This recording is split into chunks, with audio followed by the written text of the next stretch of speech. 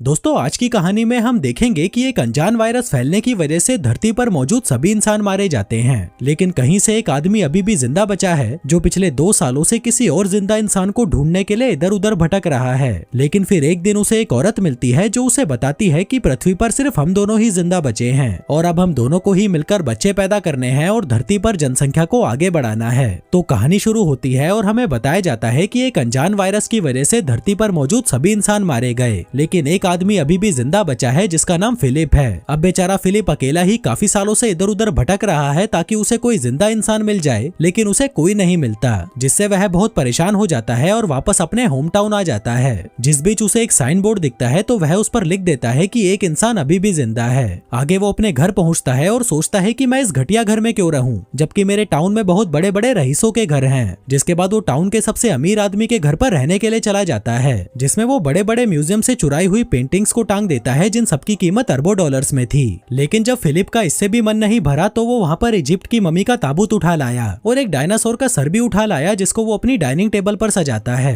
फिर रात को सोने से पहले वो ऊपर वाले से बार बार हस्त मैथुन करने के लिए माफी मांगता है जो वो पिछले 2 सालों से कर रहा था। फिर अगली सुबह वो टॉयलेट जाता है लेकिन उसमें पानी नहीं आ रहा था, तो वह अपना पिछवाड़ा धोने के लिए बहुत सारी बिस्लेरी की बोतल उठा लाता है। फिर पेट खाली करने के बाद उसे भूख लगी थी तो वह एक सुपरमार्केट में जाता है जिसके दरवाजे को खोलने की बजाय वो उसे बंदूक से उड़ा देता है। फिर अंदर आकर वो अपने लिए बहुत सारा खाना लेता है, लेकिन तभी उसकी नजर वहाँ रखी गंदी मैगजीन्स पर जाती है जिसको वह ठूस ठूस कर अपनी ट्रॉली में डालता है और वहाँ से निकल लेता है। रात को वह $10,000 की वाइन खोलता है और ऊपर वाले को शुक्रिया करता है, जिसके बाद वो 2 बार हाथ गाड़ी चलाता है और चुपचाप सोने चला जाता है। फिर अगले दिन फिलिप अपना टाइम पास करने के लिए घर के महंगे महंगे सामानों को बर्बाद कर देता है, लेकिन जब इससे भी उसका मन नहीं भरता तो वह एक महंगी मस्टैंग को एक सस्ती कार से भिड़ाकर विस्फोट कर देता है, क्योंकि वो बेचारा कब तक अपनी हाथ गाड़ी चलाकर टाइम पास करता। अब ऐसे करते करते कुछ दिन बीत जाते हैं और हम देखते हैं कि फिलिप का घर एक कबाड़ खाना बन चुका है, और वैसे भी वो इस घर को क्यों ही साफ करता, ये घर उसका थोड़ी ना था। आगे वो एक रबर के पूल को दारू से भर देता है और उसी में नहाता है, उसी को पीता है। इसी बीच अचानक उसे जोर का टॉयलेट आ जाता है, लेकिन उसके टॉयलेट में कबाड़ भरा पड़ा था, इसलिए वो अपने लिए एक नया कमोड बनाने की सोचता है। वो एक स्विमिंग पूल के फट्टे को बीच में से काट देता है और वहीं पर हगने बैठ जाता है।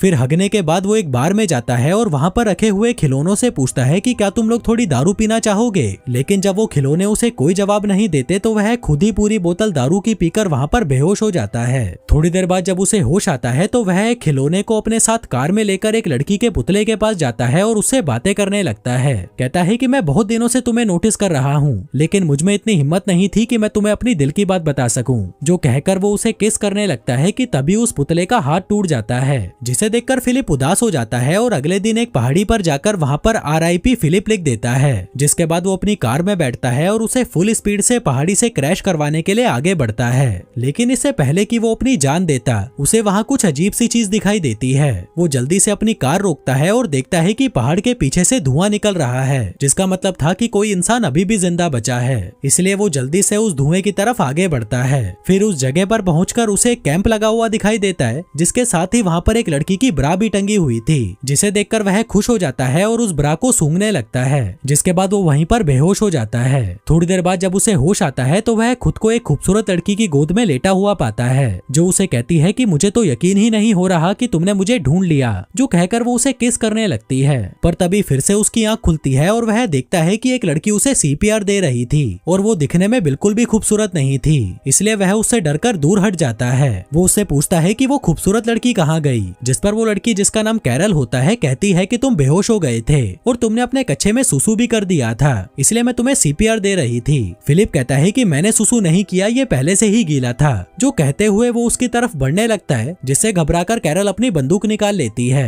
कहती है कि पहले तो मेरी ब्रा नीचे रखो और ये बताओ कि क्या तुम एक अच्छे इंसान हो। वो कहता है कि हाँ मैं अच्छा हूँ, तुम मुझ पर भरोसा कर सकती हो।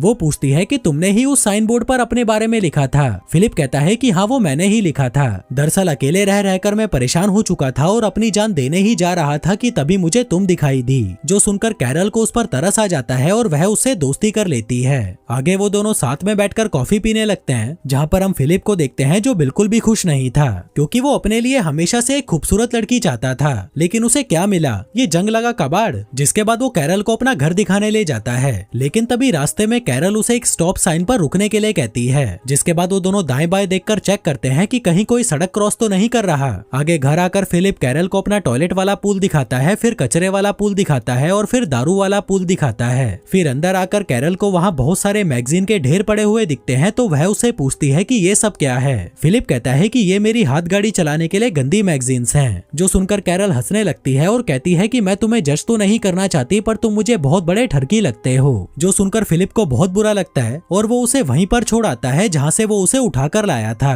फिर अगली सुबह जब उसकी नींद खुलती है तो वह देखता है कि कैरल फिर से वहाँ पर आ गई है और उसके घर का कचरा साफ कर रही है। फिलिप कहता है कि आगे से जब तुम मेरे घर का कचरा साफ करने आओ तो मुझे बता कर आना। जो सुनकर कैरल को गुस्सा आ जाता है और वह फिर से वहाँ पर उस कचरे को फैला देती है। फिलिप उसे रोकने की कोशिश करता है तो वह कहती है कि हमें इसे साफ करने के लिए क्लीनर चाहिए, जिसको लेने के लिए वो दोनों सुपरमार्केट पहुंच जाते हैं। तभी फिलिप अपनी कार को हैंडीकैप लोगों की पार्किंग में खड़ी कर देता है, तो कैरल उसे कहती है कि ये जगह हैंडीकैप लोगों की है, तुम अपनी कार कहीं और खड़ी करो। जो सुनकर फिलिप को गुस्सा आ जाता है और वो कहता है कि कहीं तुम पागल वागल तो नहीं हो, इस दुनिया में हम दोनों के अलावा कोई और है ही नहीं, तो यहाँ पर हैंडीकैप इंसान कहाँ से आएगा। कैरल कहती है कि जो भी हो, पर तुम अपनी कार को कहीं और पार्क करो। अब फिलिप का दिमाग घूम चुका था, तो वह अपनी कार को सीधा सुपरमार्केट के अंदर घुसा देता है। फिर रात को वह अपने खिलौने दोस्तों से बात करने बार में जाता है और उन्हें बताता है कि अब मैं इस दुनिया का आखिरी इंसान नहीं रहा। मुझे लगा था कि मुझे एक खूबसूरत लड़की मिलेगी जिसके साथ मैं रोज मजे करूंगा, लेकिन मुझे क्या मिला, ये सड़ा हुआ करेला कैरल। फिर अगली सुबह जब वो बियर से कुल्ले कर रहा था,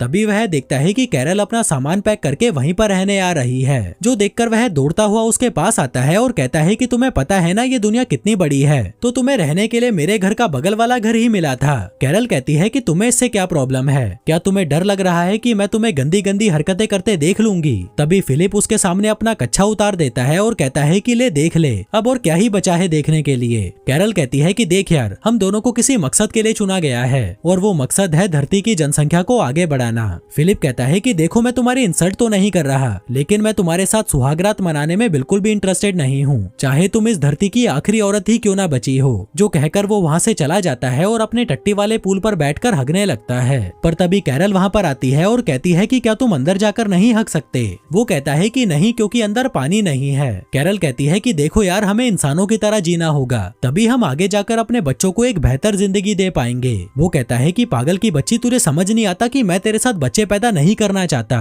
वो कहती है कि ठीक है, लेकिन मुझे खाने के लिए फ्रेश फ्रूट्स और वेजिटेबल्स चाहिए, क्या तुम्हें नहीं चाहिए वो। फिलिप कहता है कि मुझे इससे कोई फर्क नहीं पड़ता। तभी कैरल अपनी पॉकेट में से एक टमाटर निकालती है और उसे चिढ़ाते हुए खाने लगती है। वहीं उसको टमाटर खाता देख फिलिप भी 2 साल पुराने डिब्बे में पैक टमाटर खाने लगता है, लेकिन उसे वो खाने में मजे नहीं आ रहे थे, तो वह रात में चुपके से कैरल के गार्डन में घुस जाता है और उसके सारे टमाटर खा जाता है। फिर अगली सुबह कैरल उसके घर पर आती है और पूछती है कि क्या तुम्हें टमाटर खाकर मजे आए, जिस पर वो उसके मुंह पर मुंह कर जाता है और कहता है कि मुझे नहीं पता तुम क्या बोल रही हो, जिस पर कैरल उसे आतंकवादी बोलकर लंगड़ाती हुई वहाँ से जाने लगती है। फिलिप उससे पूछता है कि तुम्हारे पैर को क्या हुआ। वो कहती है कि जमीन से पानी निकालते वक्त मुझे चोट लग गई। अब उसकी ये हालत देखकर फिलिप को उस पर तरस आ जाता है, इसलिए वो उसकी पानी का जुगाड़ करने में मदद करता है, जिसमें वो एक वॉल्व से पानी के पाइप को जोड़कर पानी को कैरल के घर तक ले आता है, जिसे देखकर वह बहुत खुश होती है और उसे रात को डिनर के लिए इनवाइट करती है। फिर रात में डिनर के दौरान कैरल फिलिप को बताती है कि तुम्हारे औजार को देखकर मुझे पूरा यकीन हो चुका है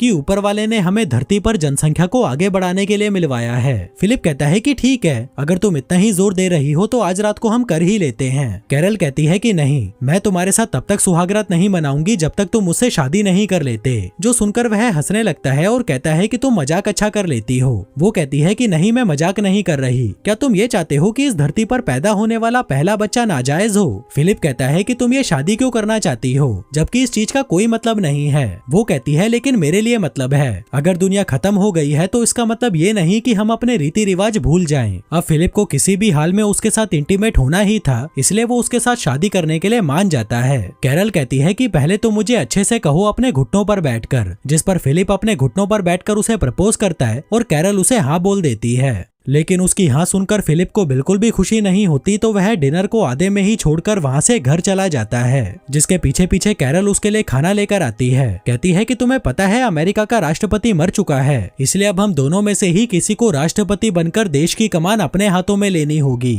वहीं फिलिप जो उससे बहुत ज्यादा परेशान हो चुका था कहता है कि तुम ही बन जाओ राष्ट्रपति। वो कहती है कि मैं नहीं बन सकती क्योंकि मुझे लोगों के बीच भाषण देना नहीं आता, इसलिए उन दोनों की सहमति से फिलिप को राष्ट्रपति बना दिया जाता है। फिर फिर अगले दिन कैरल स्टोर से अपनी शादी के लिए कुछ सामान लेने जाती है। वहीं फिलिप अपनी बैचलर पार्टी एंजॉय कर रहा था, जिसमें वो बहुत सारे टिश्यू पेपर्स को इकट्ठा करके उसमें आग लगा देता है। जिसके बाद वो फटे पुराने कपड़े पहनकर चर्च में पहुंचता है, जहां कैरल ने चर्च को बहुत अच्छे से सजा रखा था और खुद भी वो बहुत अच्छे से तैयार होकर आई थी। फिर शादी के दौरान जब रिंग पहनाने की बारी आती है तो फिलिप शादी की रिंग लाना ही भूल जाता है। दरअसल वो ये शादी करने में बिल्कुल भी इंटरेस्टेड नहीं था, जो देखकर कैरल गुस्सा हो जाती है और शादी को बीच में ही छोड़कर वहां से चली जाती है। तभी फिलिप उसके पीछे पीछे उसके घर पहुंचता है और उसे दरवाजा खोलने के लिए कहता है, लेकिन जब वो दरवाजा नहीं खोलती तो वह उसके दरवाजे को तोड़ देता है। फिर अंदर आकर वो देखता है कि कैरल ने अपने घर को बहुत सुंदर सजा रखा था, क्योंकि वो अपनी शादी को लेकर बहुत ज्यादा एक्साइटेड थी। जिसके बाद वो कैरल को देखता है जो सड़ी हुई शक्ल लेकर एक कमरे में बैठी हुई थी। फिलिप उससे माफी मांगता है और कहता है कि मैं सच में रिंग के बारे में भूल गया था, अगर मुझे याद रहता तो मैं पक्का लेकर आता।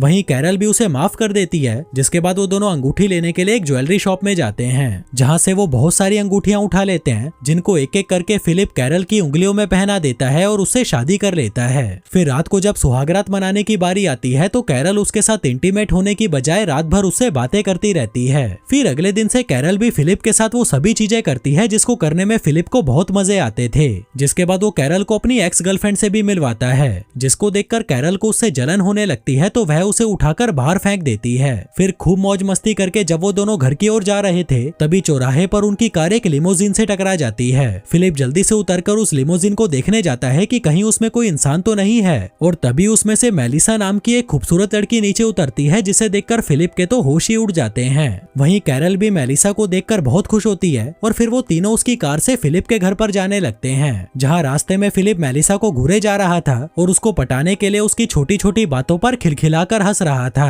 मेलिसा बताती है कि मैं वो टाउन के बाहर लगे साइन बोर्ड को पढ़ के यहाँ पर आई थी और पिछले 2 हफ्तों से यहाँ पर कुत्ते की तरह भटक रही थी, लेकिन मुझे यहाँ पर कोई नहीं मिला। जो सुनकर फिलिप सोचने लगता है कि मुझसे कितनी बड़ी गलती हो गई, ये लड़की तो कैरल से पहले यहाँ पर आई थी, अगर ये मुझे पहले मिल जाती तो मैं इससे ही शादी करता। तभी कैरल भी मेलिसा को बता देती है कि हमने भी 1 हफ्ते पहले ही शादी की है। जो सुनकर मेलिसा चौंक जाती है और कहती है कि यार तुम तो बड़े तेज निकले। वहीं ये शादी वाली बात फिलिप को बिल्कुल भी अच्छी नहीं लगती और इससे पहले कि कैरल उन्हें कुछ और बताती वो कार की बीच वाली खिड़की को बंद कर देता है। इसके बाद वो तीनों घर पहुंचते हैं, जहां मेलिसा उसके घर में लगी हुई महंगी महंगी पेंटिंग्स को देखकर हैरान हो जाती है और कहती है कि मैं बहुत थक गई हूँ, मुझे रेस्ट की जरूरत है। फिलिप कहता है कि तुम मेरे घर पर आराम कर लो, हम बहुत सारी बातें करेंगे और साथ में मिलकर खूब मजे करेंगे। पर तभी कैरल कहती है कि अगर मैं होती तो उसके घर में बिल्कुल भी नहीं रुकती, क्योंकि फिलिप इस घर के पूल का इस्तेमाल हगने के लिए करता है। जो सुनकर मेलिसा कहती है कि ठीक है, मैं अपने लिए कोई दूसरा घर ढूंढ लूंगी। फिर जाने से पहले कैरल उसे डिनर के लिए इनवाइट करती है, जिसके लिए वो मान जाती है। तभी कैरल उसे गले लगा लेती है। वहीं फिलिप जो ऐसे मौके कभी नहीं छोड़ता, वो भी उनके बीच में घुस जाता है और जाकर मेलिसा को पीछे से चिपकने लगता है। फिर शाम के समय जब डिनर की तैयारी की जा रही थी तभी फिलिप वहाँ पर अपनी दाढ़ी काट कर आता है, जो देखकर कैरल चौंक जाती है कि जब उसने कहा था तो फिलिप ने उसे दाढ़ी काटने से मना कर दिया था। दरअसल वो मेलिसा के साथ इंटीमेट होने की नाकाम कोशिश कर रहा था, जिसके लिए वो कुछ भी करने को तैयार था। फिर रात में जब सभी डिनर टेबल पर थे तभी फिलिप मेलिसा को घूरे जा रहा था और अपने आप को कोसे जा रहा था कि उसने इतनी जल्दी शादी क्यों कर ली। जिसके बाद वो मेलिसा की हर बात में हाँ मिलाने लगता है, जैसे कि जो मूवी मेलिसा की फेवरेट थी वो फिलिप की भी फेवरेट थी, जो खाना मेलिसा का फेवरेट था वो उसका भी फेवरेट था, जो कार उसकी फेवरेट थी वो उसकी भी फेवरेट थी। दरअसल वो ये इसलिए कर रहा था ताकि मेलिसा को लगे कि इन दोनों के बीच में कोई कनेक्शन है। फिर डिनर खत्म होने के बाद कैरल फिलिप को अपने साथ मस्ती करने के लिए बुलाती है, लेकिन फिलिप का बिल्कुल भी मन नहीं था तो वह उसे मना कर देता है और कहता है कि मेरे पेट में दर्द है। कैरल पूछती है कि तुम मुझे एक बात बताओ, कहीं तुम मेलिसा से आकर्षित तो नहीं हो?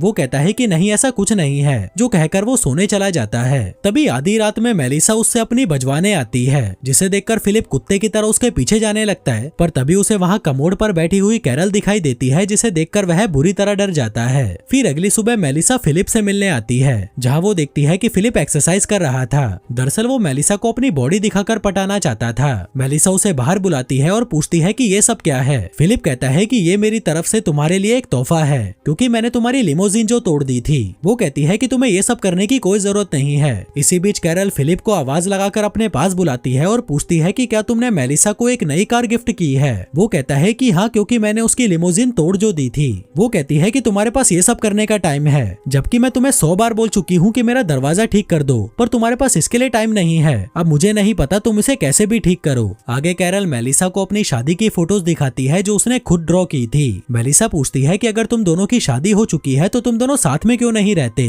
वो कहती है कि नहीं, मैं उसके साथ नहीं रह सकती, वो बहुत गंदा है। मैंने उसके साथ शादी सिर्फ धरती पर जनसंख्या को बढ़ाने के लिए की है। वहीं जब फिलिप दरवाजा ठीक कर रहा था तभी मेलिसा उसके पास आती है। वो कहती है कि मेरे पास एक जनरेटर है जिससे हम बियर को ठंडी करके पी सकते हैं, इसलिए तुम शाम को कैरल को लेकर मेरे घर पर आ जाना। लेकिन फिलिप अकेले ही उसके घर बियर पीने पहुंच जाता है और उसे कहता है कि कैरल की तबीयत खराब है इसलिए वो नहीं आ सकती, जबकि इसने कैरल को बताया ही नहीं था कि मेलिसा ने इनको बियर पीने के लिए इनवाइट किया है। फिर बातों के दौरान मेलिसा उसे बताती है कि मैं पिछले 2 सालों से किसी मर्द की तलाश में भटक रही हूँ, क्योंकि मुझे भी मजे करे काफी साल बीत चुके हैं। मेरी भी कुछ जरूरतें हैं जिन्हें मैं पूरा करना चाहती हूँ। फिलिप कहता है कि हाँ, मैं समझ सकता हूँ, ये सब नेचुरल है। मेलिसा कहती है कि मैं तुम दोनों के लिए बहुत खुश हूँ कि तुम दोनों साथ में हो। भले ही तुम दोनों में अनबन चलती रहती है पर तुम दोनों साथ में तो हो, जिसकी मैं बहुत इज्जत करती हूँ। वहीं फिलिप उसे ये बताने के लिए तड़पा जा रहा था कि मैं कैरल से बिल्कुल भी खुश नहीं हूँ। मैं तो तुम्हारे जैसी किसी लड़की के साथ मजे करना चाहता था, पर मुझे क्या मिला, ये सड़ा हुआ कचरा।